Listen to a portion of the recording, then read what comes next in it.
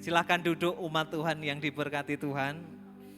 Senang sekali ibadah sore ini boleh jumpa Ibu Bapak. Perkenalkan, nama saya Yusuf Rogoyuwono, pelayanan di Sinode JKI sebagai anggota BPS, tepatnya Wakil Sekretaris Umum, sekaligus sebagai tim eksekutif di Sinode JKI. Dan jujur 2 kali ibadah puji-pujiannya sangat memberkati saya secara pribadi. Boleh nggak kita tepuk tangan buat tim PAW kita, amin. Oke. Ibu Bapak, tadi pagi bersama jemaat yang hadir ibadah pagi kita belajar melawan keterbatasan bagian pertama. Kita belajar dari kisah Sakius yang notabene sampah masyarakat. Tapi karena dia punya kerinduan akan Tuhan, Tuhan bisa ubah dia menjadi orang yang menjadi berkat, menjadi kesaksian. Bahkan dia ngalami di keluarganya berkat terbesar, yaitu keselamatan. Sore hari ini saya akan mengajak Ibu Bapak melihat sekarang dari Perjanjian Lama, satu kisah klasik yang menurut saya sudah amat sangat sering kita dengar khotbah-khotbah dari ayat-ayat ini, kisah klasik, kisah heroik. Tapi ketika saya berdoa, pesan inilah yang sepertinya Tuhan mau umat Tuhan sore hari ini dengar. Saya langsung aja mengajak Ibu Bapak memperhatikan bagian firman Tuhan dalam 1 Samuel pasalnya yang ke-17. Saya bacakan ayat 1 sampai ayat 3, kemudian ayat berikutnya. Orang Filistin mengumpulkan tentaranya untuk berperang. Mereka berkumpul di Soko yang di tanah Yehuda dan berkemah antara Soko dan Aseka di Efes Damim. Ayat yang kedua, Saul dan orang-orang Israel juga berkumpul dan berkemah di lembah Tarbantin. Mereka mengatur barisan perangnya berhadapan dengan orang Filistin. Jadi 2 negara ini sedang ingin berperang, tapi di ayat yang ke-16 sudah 40 hari mereka saling tunggu, tak saling serang. Kenapa? Kelihatannya jawabannya ada di ayat 3. Ayat 3, orang Filistin berdiri di bukit sebelah sini. Orang Israel berdiri di bukit sebelah sana. Dan lembah ada di antara mereka. Nah, mengapa sampai 40 hari mereka tunggu-tungguan tidak saling serang? Ayat 3 menjelaskan bahwa Israel ada di sisi gunung sebelah sini, kemudian ada lembah yang memisahkan mereka, kemudian Filistin ada di sisi gunung sebelah sini. Melihat geografi yang demikian, sudah barang tentu siapa yang bergerak duluan, dia pasti kalah. Kenapa? Karena akan ada energi tenaga untuk menuruni gunung, kemudian melewati lembah, kemudian baru menyerang musuh. Jadi mereka saling tunggu-tungguan. Karena siapa yang bergerak dulu menjadi pihak yang dirugikan. Kira-kira demikian. Nah, Filistin ternyata punya jagoan, namanya Goliat. Ayat yang keempat sampai ayat yang ketujuh, Alkitab begitu detail menggambarkan siapa Goliat ini. Lalu tampillah keluar seorang pendekar, bukan rakyat biasa. Alkitab ngomong Goliat ini pendekar dari tentara orang Filistin. Sudah pendekar Dia tentara lagi. Namanya Goliat dari Gat. Tingginya 6 hasta sejengkal. Kemudian selain dia pendekar dan tentara, ternyata juga dilengkapi dengan persenjataan yang cukup mengerikan, kira-kira begitu. Ayat yang kelima. Ketopong tembaga ada di kepalanya. Ia memakai baju zirah yang bersisik. Berat baju zirahnya saja 5.000 shikal tembaga. Dia memakai penutup kaki dari tembaga. Dan di bahunya ia memanggul lembing tembaga. Ayat 7. Gagang tombaknya seperti pesa tukang tenun. Dan mata tombaknya itu 600 shikal besi beratnya. Bahkan dia punya asisten dan seorang pembawa perisai berjalan di depannya.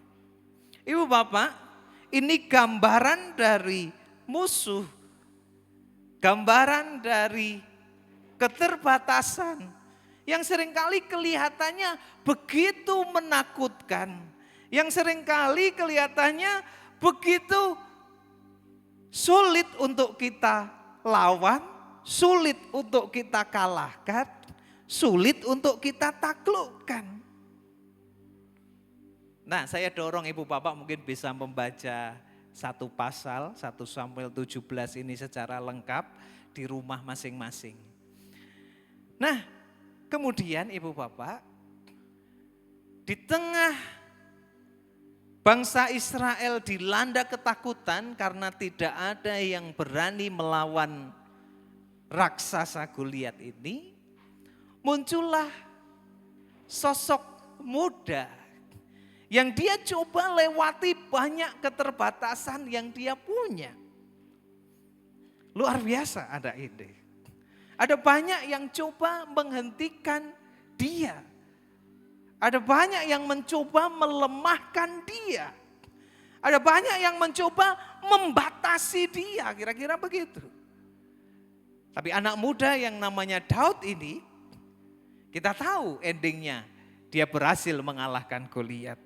Ketika saya merenungkan, ada pihak-pihak yang mencoba membatasi Daud. Bahkan pihak-pihak ini bukan orang jauh, ternyata orang dekat. Yang mencoba melemahkan iman dan pengharapannya Daud. Yang pertama datang dari keluarga. Orang tuanya sendiri dengan sengaja melupakan dia. Ada kesan dia tidak dianggap. Ketika Samuel ingin memilih karena diutus Tuhan mengangkat raja, Daud dilupakan. Makanya di Mazmur 27 ayat 10, sekalipun ayahku dan ibuku melupakan aku, Daud ngomong, tapi Tuhan mengingat aku. Kemudian kakak-kakaknya ketika Daud sampai ke medan pertempuran, kakaknya mengolok-olok dia. Ngapain kamu dek kesini? Ngapain kamu nyo kesini? Kamu ngapain? Lebih baik kamu sana tengok kambing kita yang hanya 2-3 ekor itu. Kakak-kakaknya meragukan dia juga. Mencoba membatasi dia. Kira-kira begitu. Bahkan pemimpinnya sendiri yang harusnya menyemangati dia, yang harusnya memberi encourage kepada dia, yang terjadi justru sebaliknya. Dia justru diremehkan sama pemimpinnya. 1 Samuel 17 di ayat yang ke-33, Saul berkata kepada Daud, tidak mungkin engkau dapat menghadapi orang Filistin itu. Kamu gak mungkin bisa melawan dia. Kamu ini masih muda. Sedang dia sejak dari mudanya aja sudah jadi prajurit. Sedang kamu baru pengalamannya sebagai gembala. Gak mungkin. Pemimpinnya mencoba membatasi dia. Mungkin secara usia dia juga masih sangat muda. Secara latar belakang, dia bukan prajurit, dia bukan militer. Ibu bapak, ada banyak hal yang bisa membatasi kita. Minggu yang lalu Bapak Gembala sudah sharing kan, ada batasan spiritual, ada batasan apa, batasan apa, batasan apa. Dan batasan-batasan itu bisa datang dari siapa aja, bisa dari orang dekat, bisa dari orang jauh. Yang menarik buat saya Ibu Bapak, yang kita sebut batasan, atau yang kita sebut musuh, yang kesannya itu mengerikan, yang kesannya itu menakutkan. Seringkali, ini kabar baiknya, tidak semenakutkan yang kita kira. Amin. Tantangan, persoalan yang kita anggap besar, mengerikan, tidak semengerikan yang kita kira. Ibu bapak, Goliat, si musuh ini, ada sebuah artikel yang mengungkapkan bahwa dia ini tidak semenakutkan yang kita kira. Buktinya apa, Pastor Yusuf? Seperti ini. Yang gede ini belum tentu superior. Kenapa? Nah, Goliat ini ada yang bilang dia itu keturunan raksasa.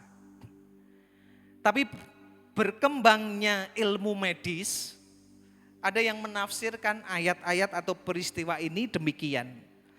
Setelah ribuan tahun ada penelitian medis yang memberikan konfirmasi, yang memudahkan kita bisa membuat penafsiran dan kesimpulan tentang kisah Daud dan Goliat ini.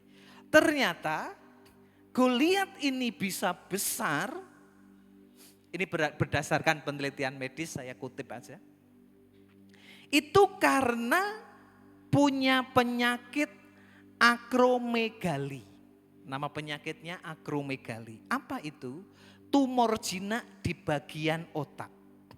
Dan tumor ini menghasilkan hormon pertumbuhan yang berlebih sekali.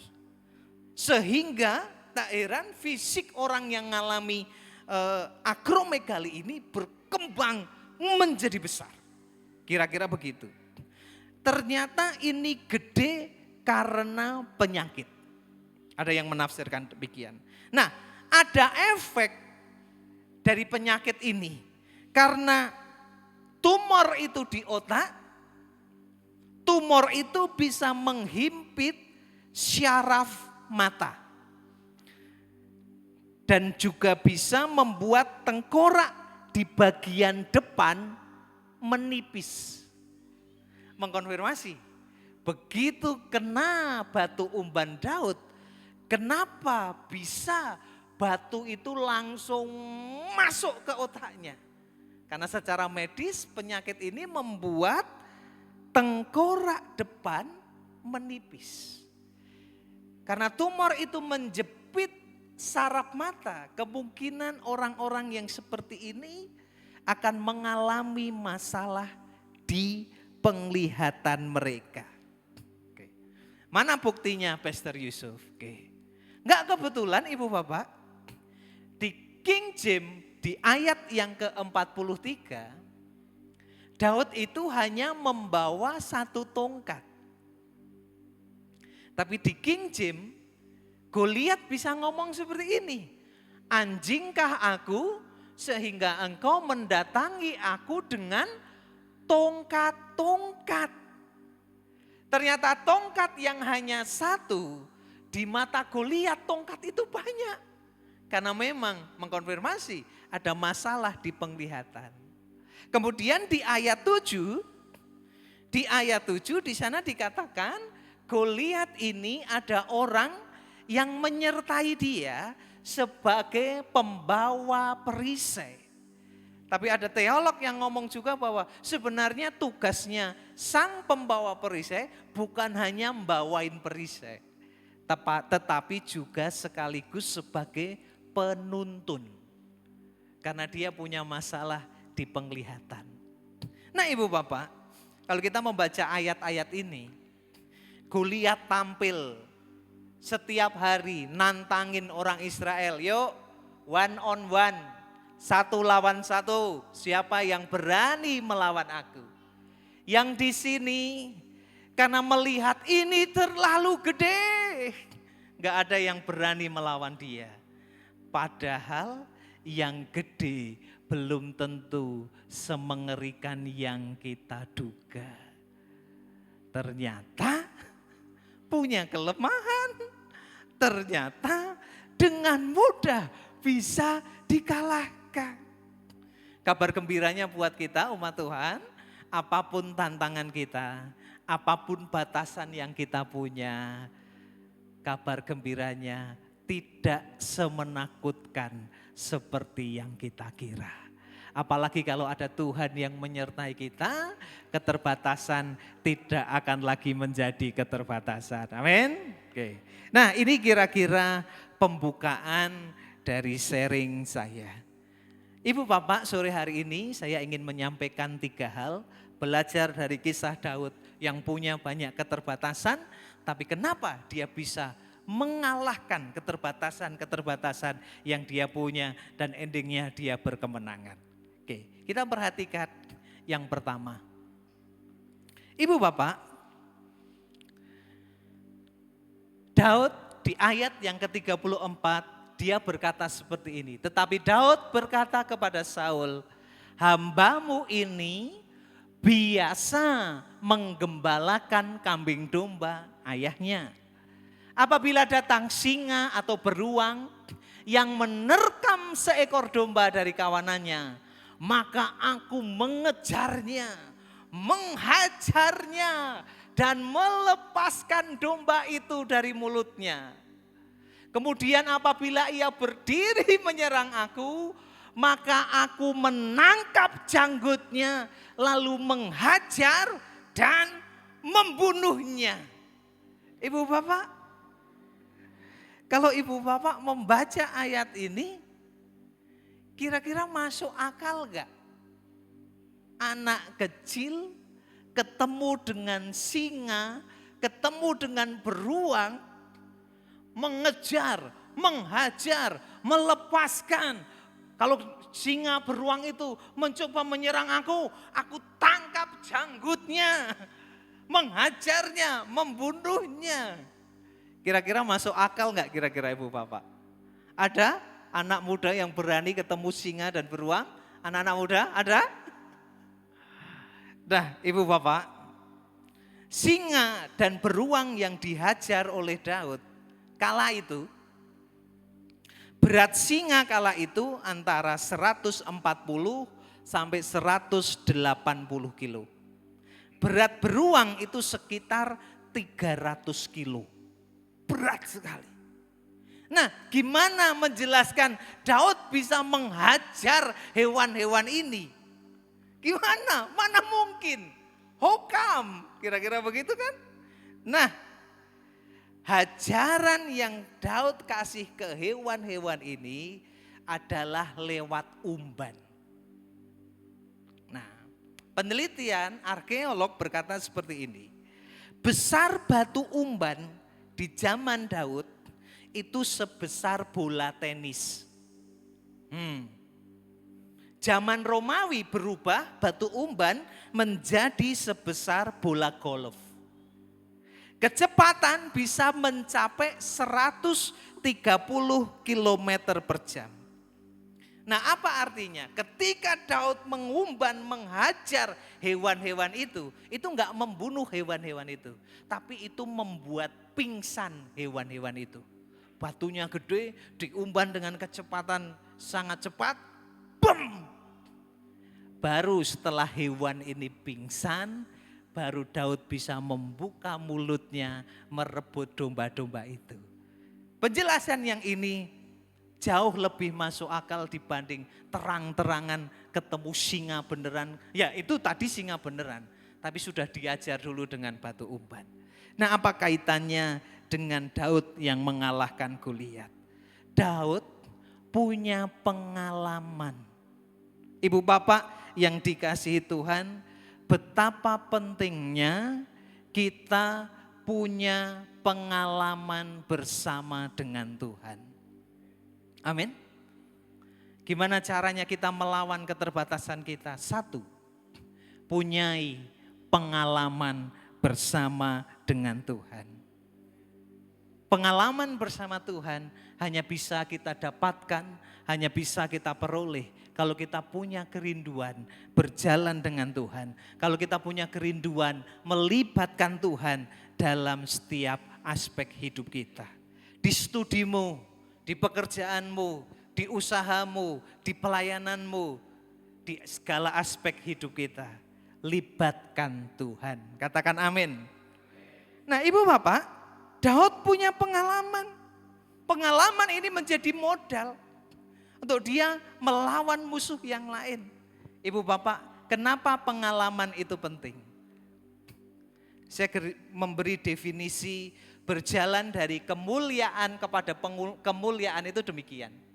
Ibu Bapak, penting dalam kekristenan kita itu kita kenal Tuhan. Amin. Ibu Bapak mau nggak ngutangin orang yang belum kita kenal? Mau? Nggak mau, betul ya Pak ya? Nggak mau, uang kita bisa nggak balik. Tapi kalau udah kenal, kita jadi percaya nggak? Bisa kasih nggak? Bisa lepas nggak aset kita? Dengan mudah, karena kita udah kenal, makanya kita percaya. Kalau kita kenal Tuhan, kita akan dengan mudah mempercayakan hidup kita kepada Tuhan. Nah, orang yang percaya, dia akan bertindak sesuai yang dia percayai, kira-kira begitu. Dan yang menarik, kalau kita percaya, kita kenal dulu, kemudian kita percaya, kemudian kita bertindak, biasanya akan menghasilkan pengalaman. Betul? Kekristenan kita harus punya pengalaman dengan Tuhan. Aku pernah ditolong Tuhan, aku pernah dapat mujizat, aku pernah ada kemenangan yang dari Tuhan dan lain sebagainya. Dan yang menarik Ibu Bapak, begitu kita mendapatkan pengalaman, kita nggak kenal lagi sama Tuhan, tapi makin kenal. Begitu kita makin kenal, kita akan makin percaya. Begitu kita makin percaya, kita akan makin berani bertindak bersama Tuhan. Begitu kita makin berani bertindak, kita akan punya pengalaman yang jauh lebih besar. Begitu kita punya pengalaman yang jauh lebih besar, kita akan makin kenal Dia lebih dalam lagi. Itu kalau diteruskan akan menjadi siklus yang makin besar, makin besar, makin besar, makin besar, makin besar. Inilah yang menurut saya kekristenan berjalan dari kemuliaan kepada kemuliaan. Karena kita punya pengenalan, akhirnya kita percaya menghasilkan pengalaman. Pengalaman akan membuat kita makin percaya. Nanti akan menghasilkan pengalaman yang makin lebih lagi. Pengalaman yang lebih lagi akan menghasilkan iman yang berbeda di level yang berbeda. Akan menghasilkan kepercayaan atau pengalaman yang lebih besar lagi. Doa saya, from glory to glory, dialami umat Tuhan di tempat ini. Amin, amin, amin.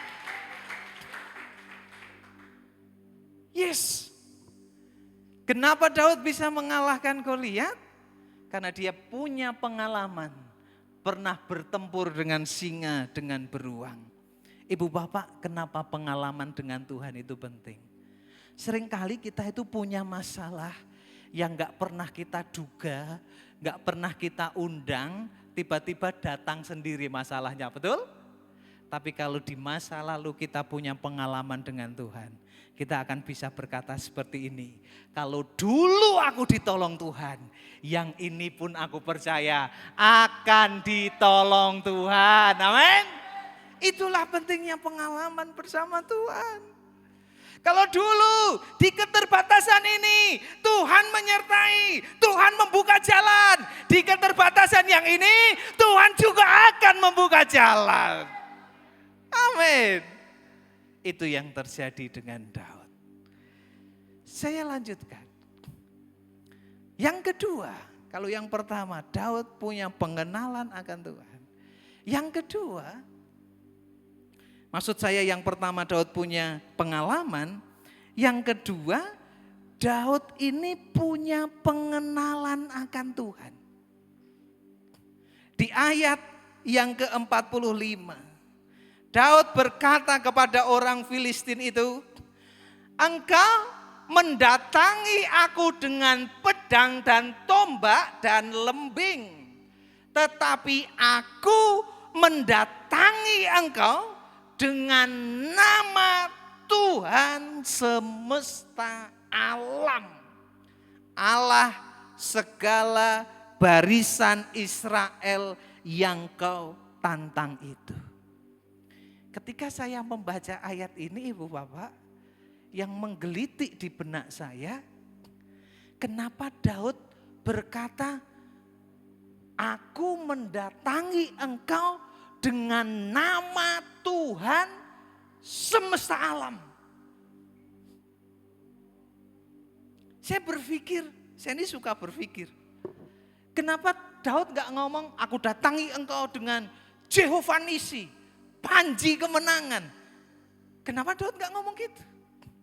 Kenapa Daud gak ngomong, aku datangi engkau dengan El Gibor. Tapi kenapa Daud ngomong, aku datangi engkau dengan nama Tuhan semesta alam. Mengapa Allah semesta alam yang Daud pilih? Ketika saya bertanya-tanya, merenungkan ini, kayak Roh Kudus itu mengingatkan saya. Konsep kealahan di zaman itu Ibu Bapak, Allah itu hanya sifatnya regional. Allah Amon, Allah Moab, Allah Filistin, itu konsep kala itu.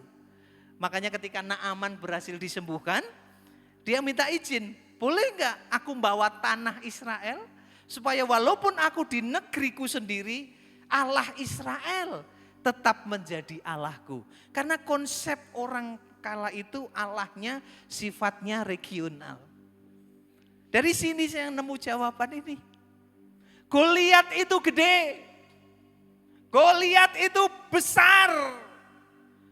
Tapi Daud berani ngomong, tapi aku membawa Tuhan semesta alam. Bukan Tuhan Israel, bukan Tuhan Amon, bukan Tuhan Moab, bukan Tuhan Filistin yang sifatnya regional. Tapi Tuhan yang aku kenal itu Tuhan semesta alam.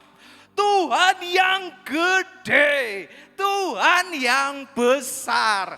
Engkau memang besar, tapi yang menyertai aku jauh lebih besar. Masalah Anda mungkin besar, tapi Tuhan yang kita punya jauh lebih besar dibanding masalah yang kita punya. Amin Ibu Bapak. Daud bisa punya pengenalan yang tepat dengan Tuhan.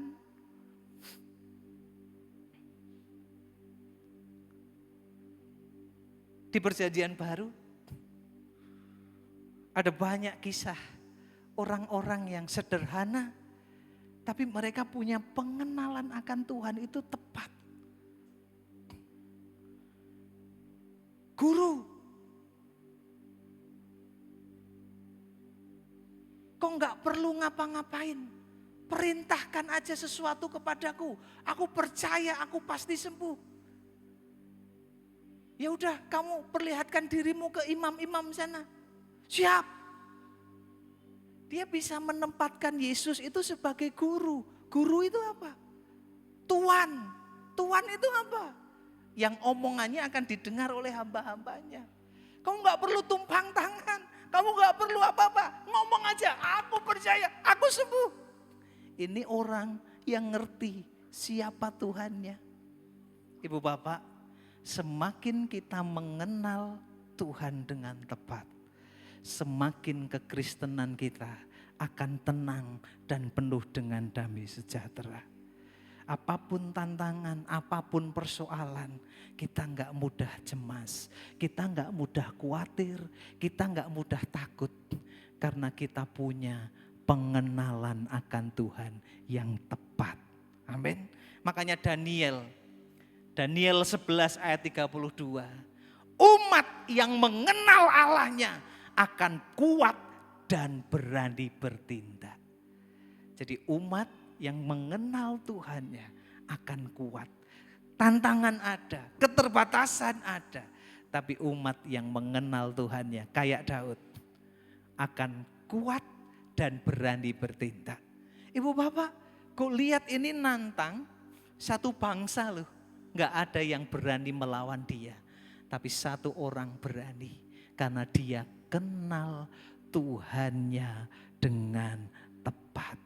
Apa yang membedakan orang Kristen yang satu berani, yang satu takut? Yang berani karena dia kenal Tuhannya dengan tepat. Amin. Amin. Yang ketiga, mengapa Daud bisa mengalahkan Goliat? Ada yang berkata seperti ini, mengutip ayat 1 Samuel 16 ayat 13. Samuel mengambil tabung tanduk yang berisi minyak itu dan mengurapi Daud di tengah-tengah saudara-saudaranya. Kalimat berikutnya menarik sekali. Sejak hari itu dan seterusnya berkuasalah roh Tuhan atas Daud. Mengapa hanya Daud yang berani melawan Goliat?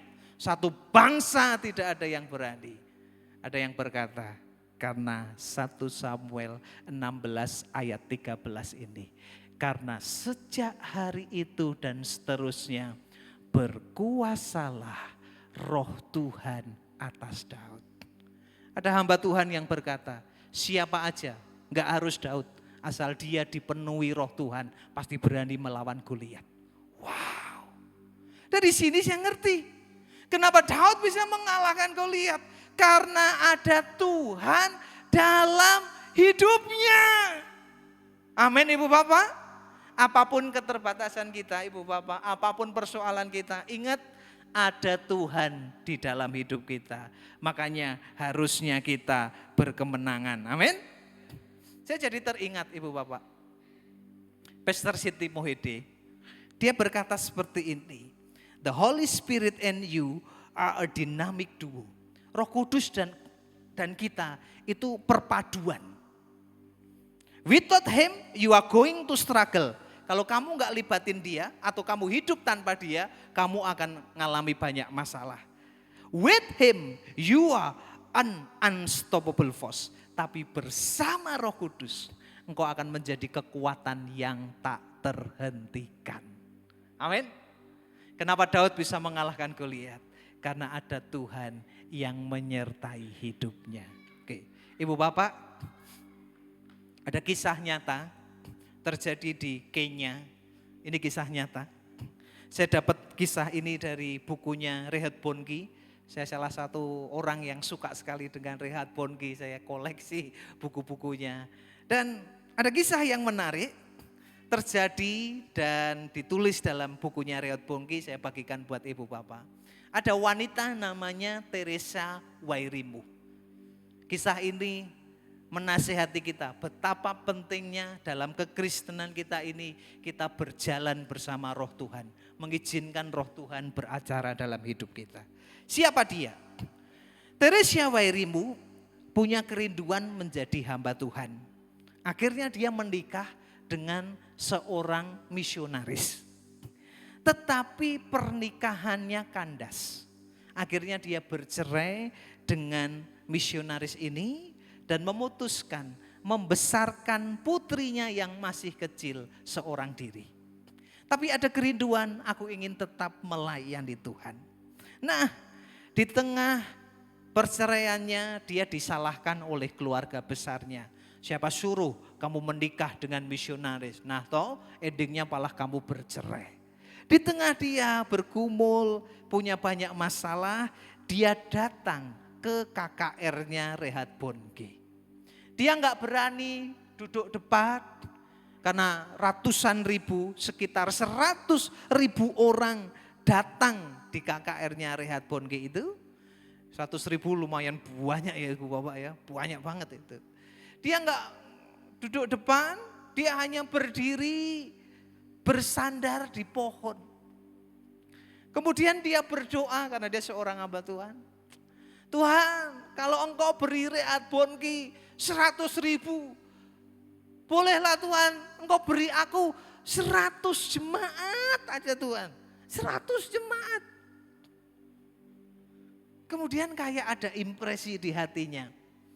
Kalau kamu pengen dipakai Tuhan memenangkan 100 jemaat, kamu harus didoakan Reinhard Bonnke itu. Supaya kamu dapat impartasi dari Reinhard Bonnke. Karena dapat impresi seperti itu di hatinya, apa yang dia lakukan? Dimanapun Reinhard Bonnke KKR, dia datang. Apapun altar call-nya, altar call kesembuhan, walaupun dia nggak sakit, dia maju. Harapannya supaya dia bisa didoakan oleh Reinhard Bonnke. Kemudian karena setiap KKR Reinhard Bonnke ini dihadiri banyak orang, dia nggak bisa didoakan langsung oleh Reinhard Bonnke. Suatu saat, tahun 1996, dia lacak jadwalnya Reinhard Bonnke. Ternyata ada di kota Oslo, Norwegia. Apa yang dia lakukan? Dia kuras tabungannya, dia beli tiket pesawat, terbang ke Oslo, ke Norwegia. Karena dia wanita kulit hitam, dia mudah dikenali kira-kira begitu. Yang lain kan wanita kulit putih, pria kulit putih. Dia datang paling awal. Kali ini Reinhard Bonnke tidak KKR di lapangan seperti di Afrika, karena di Norwegia dia pakai gedung. Dia duduk paling depan. Ada pendoa nyamperin dia.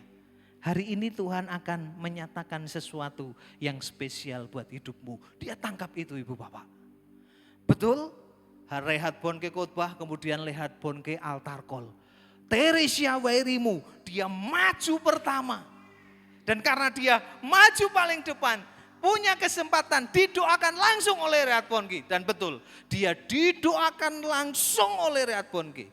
Di buku yang saya baca, ketika dia didoakan langsung oleh Reinhard Bonnke, dia terpental 18 meter sampai sepatunya terlepas.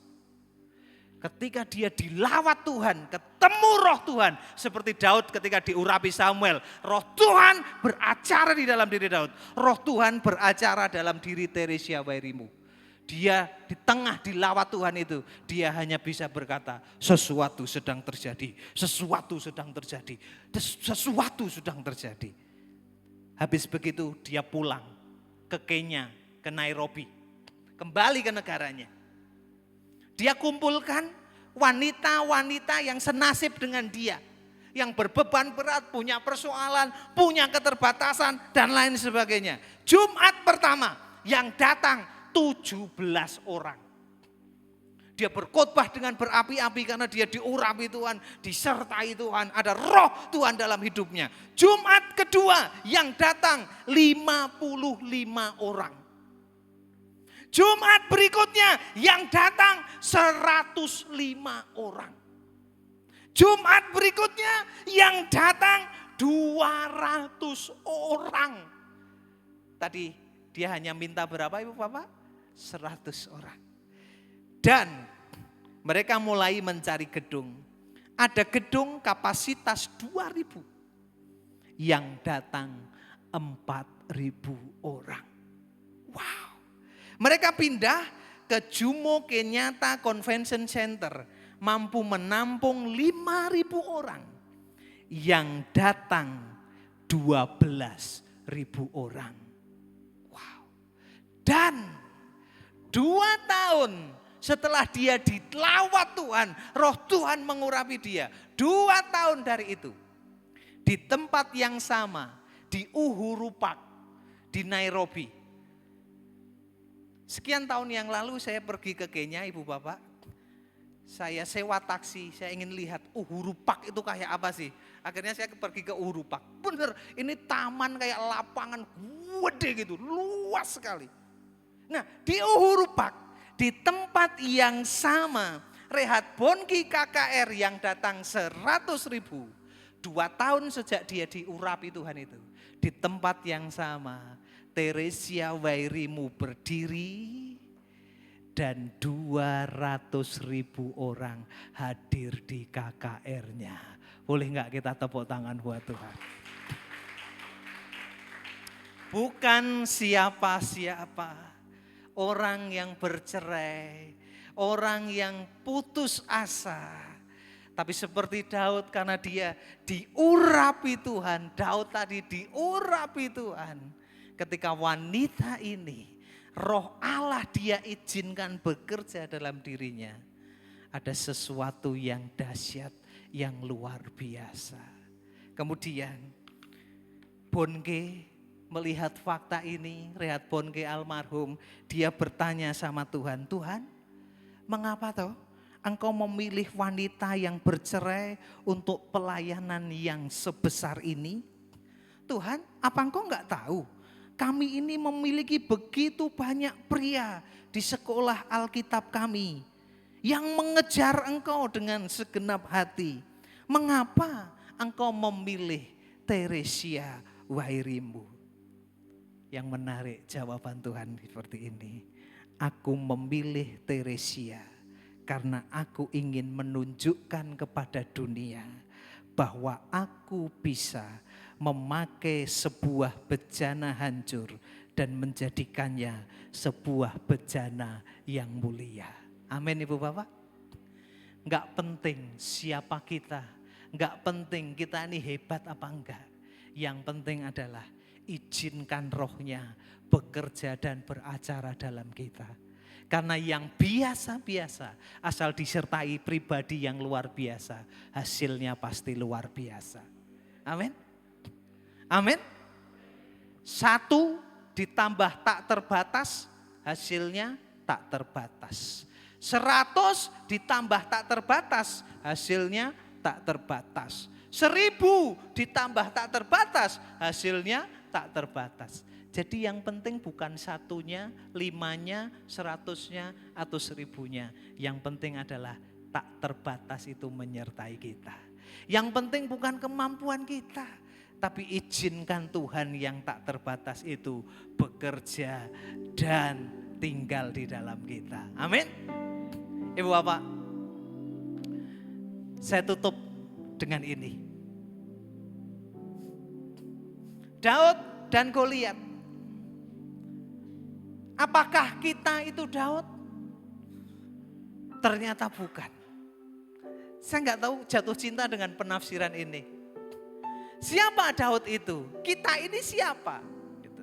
Di penjelasan ini berkata seperti ini. You are not David. Anda bukan Daud. Kita itu adalah powerless Israel. Orang Israel yang ketakutan. Itu kita. Daud itu siapa? Daud itu Tuhan. Daud itu Yesus. Yesus yang sudah berhasil mengalahkan musuh paling besar dalam kekristenan. Yaitu dosa, maut, kematian, dan si jahat. Dan senang sekali kabar gembiranya buat kita. Yesus sudah menang. Yesus sudah mengalahkan musuh.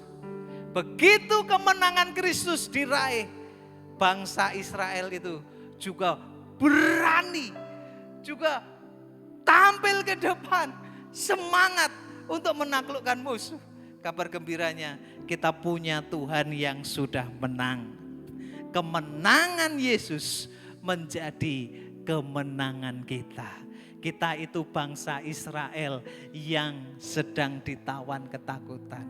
Ibu Bapak, ayat terakhir. Begitu Daud bisa menghabisi Goliat, ayat 52, maka bangkitlah orang-orang Israel dan Yehuda, mereka bersorak-sorak lalu mengejar orang-orang Filistin itu. Tadinya takut, tapi begitu Daud menang, mereka jadi berani. Kekristenan juga sama. Daud itu gambaran Yesus yang sudah menang. Kalau Yesus sudah menang, harusnya kita sekarang seperti orang Israel yang jadi berani. Kita berani bukan karena kita kuat atau kita mampu. Kita berani karena kita punya Tuhan yang sudah menang. Amin. Boleh kita bangkit berdiri bersama-sama. Amin.